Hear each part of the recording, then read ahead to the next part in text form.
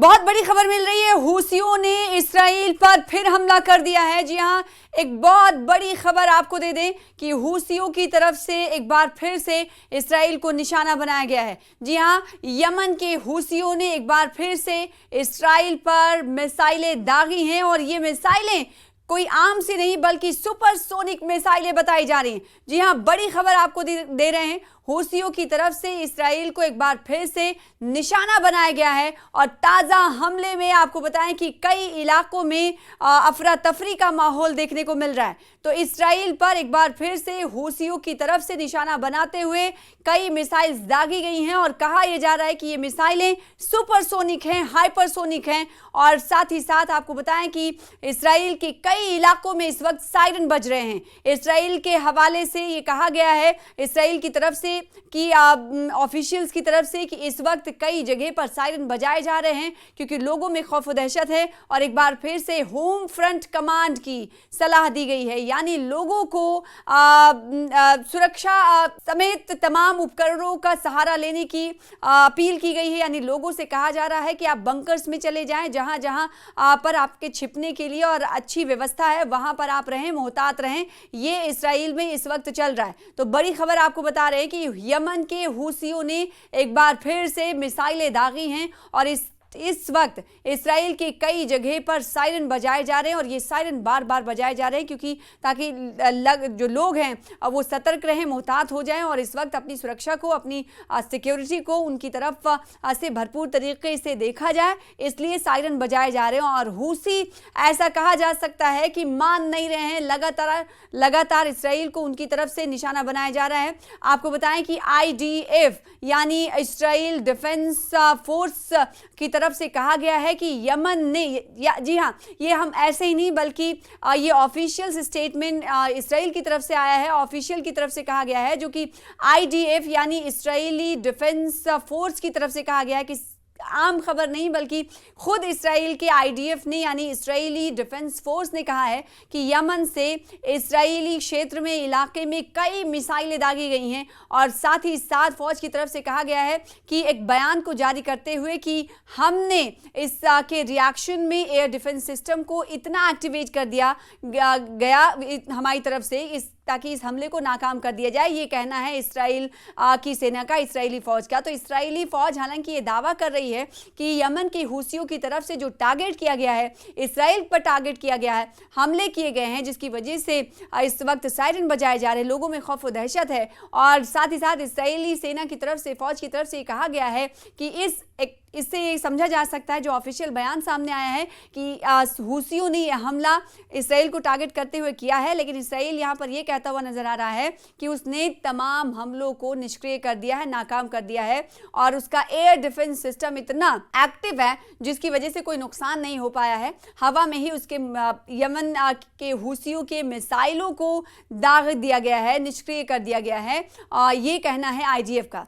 IDF ने दरअसल आपको बताया कि एक बयान जारी कर कहा है कि एयर डिफेंस सिस्टम पूरी तरह से एक्टिव है और किसी भी आपात यानी इमरजेंसी हालात से निपटने के लिए पूरी तरह से तैयार हैं। यह हमला ऐसे वक्त में हुआ है जब इस्राइल ने यमन के, आपको बताएं कि हूथी के हवाले से मिसाइल सुपरसोनिक के हमला करने के हवाले से इस पर जानकारी दी, जिसके बाद इस्राइल ने खुद आकर सामने कहा है, IDF ने यानी फौज की तरफ से कहा गया है कि यह हमला हूथियों की तरफ से इस्राइल को निशाना बनाते हुए किया गया और जिसका जवाब हमने भरपूर तरीके से दिया है। ये कहना है इस्राइली सेना का। तो यमन के, ईरान के हिमायती हूसियों ने इससे पहले क्या क्या हुआ है एक एक करके आपको जानकारी दे दे, इत्तलात दे दें, क्योंकि आपको मालूम है कि लगातार यमन के हिमायती हूसी लगातार इस्राइल को टारगेट कर रहे हैं और किस वजह से कर रहे हैं आपको मालूम है। इस वीडियो के जरिए ये भी हम बताने की कोशिश करेंगे। इससे पहले आपको बताएं कि यमन के हूसियों ने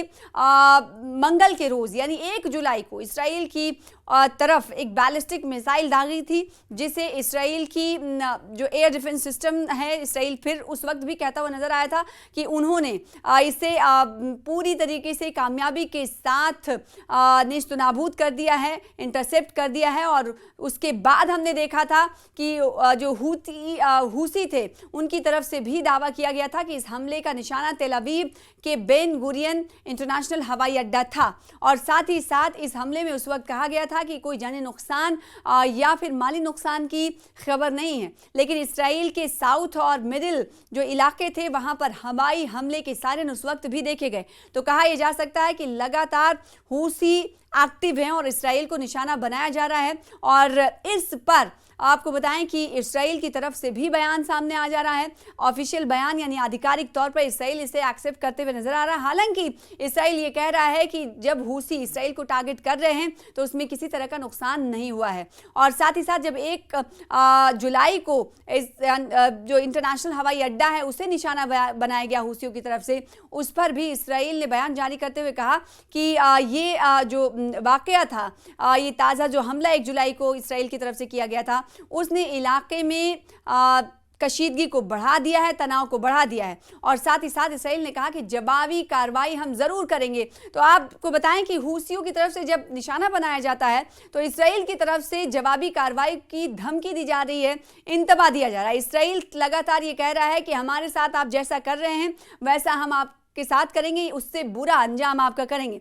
और कैसे, कहां कहां क्या हमला हुआ है, लगातार हम आपको वीडियोस के जरिए बता रहे हैं कि इस वक्त इन जगह, इन मकामात पर क्या कुछ चल रहा है। आईडीएफ ने साथ ही आपको बताएं कि जो 1 जुलाई को मंगल के रोज जो हमला किया गया था इसराइल की तरफ से, उस वक्त क्या कहा था वो भी आपको बता दें। उस वक्त कहा गया था कि यमन से एक बैलिस्टिक मिसाइल लॉन्च की गई थी, जिसे उनकी जो उन्नत वायु रक्षा प्रणाली है जिसमें एरो 2 और एरो 3 इंटरसेप्टर शामिल हैं, उन्होंने बीच में ही उसे खत्म कर दिया, इंटरसेप्ट कर दिया। साथ ही साथ हूसी जो फौज है उनके जो तर्जुमान है याह्या सारिया, उन्होंने भी दावा किया है। उन्होंने क्या दावा किया है इस वीडियो के जरिए आपको बताएंगे। उन्होंने दावा किया है कि पैलेस्टाइन 2 नामक हाइपरसोनिक जो मिसाइल था उसका हमने इस्तेमाल किया था, यानी इसराइल पर जो हमने हमले किए, मिसाइलें दागी थी, उसमें कौन सा मिसाइल शामिल था, कौन से मिसाइल का सहारा लिया गया, ये कहा गया है हूसियों की तरफ से।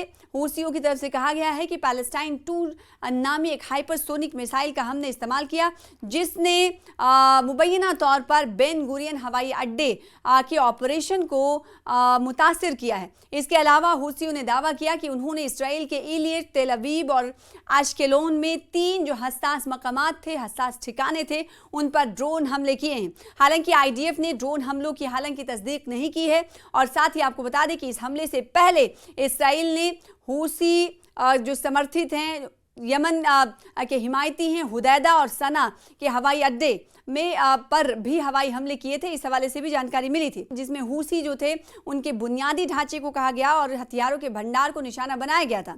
हूसियों ने इन हमलों को गजा में फिलिस्तीनियों की हिमायत में अपनी कार्रवाई बताया, जो अक्टूबर 2023 में इसराइल हमास के जंग शुरू होने के बाद से उनकी हिकमत अमली का हिस्सा रहा है। साथ ही साथ इसराइल की तरफ से जवाबी कार्रवाई के तौर पर दूसरी तरफ अगर बात करें तो इसराइल के डिफेंस मिनिस्टर की तरफ से कहा गया है, इनका नाम है इसराइल कार्ड्स, उन्होंने कहा है कि हमले के बाद कड़ा रुख अपनाते हुए कहा है, चेतावनी दी है कि हमने तेहरान में सांप के सिर पर अटैक किया और अब हम यमन में भी हूसियों पर कार्रवाई करेंगे। तो यानी हूसी इसराइल को अगर निशाना बना रहे हैं तो इस तरह का बयान इसराइल की तरफ से आ रहा है। डिफेंस मिनिस्टर की तरफ से कहा जा रहा है कि हमने तेहरान में सांप के सिर पर अटैक किया और अब हम यमन में भी हूसियों पर कार्रवाई करेंगे। तो एक तरह से कहा जा सकता है कि इसराइल धमकी दे रहा है कि हमने जिस तरीके से हश्र तेहरान में किया था वैसे ही आपका हश्र करेंगे और उसी तरीके से हम दिखाएंगे कि हम क्या कर सकते हैं।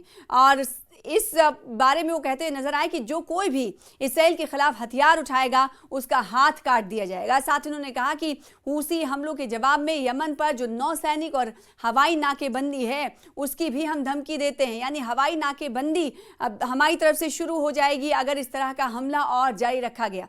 आईडीएफ ने साथ ही साथ ये भी बताया कि इस हमले के बाद हवाई अड्डे पर उड़ानें कुछ वक्त के लिए रोक दी गई थी और जो एक सामान्य यानी प्रोटोकॉल का हिस्सा है।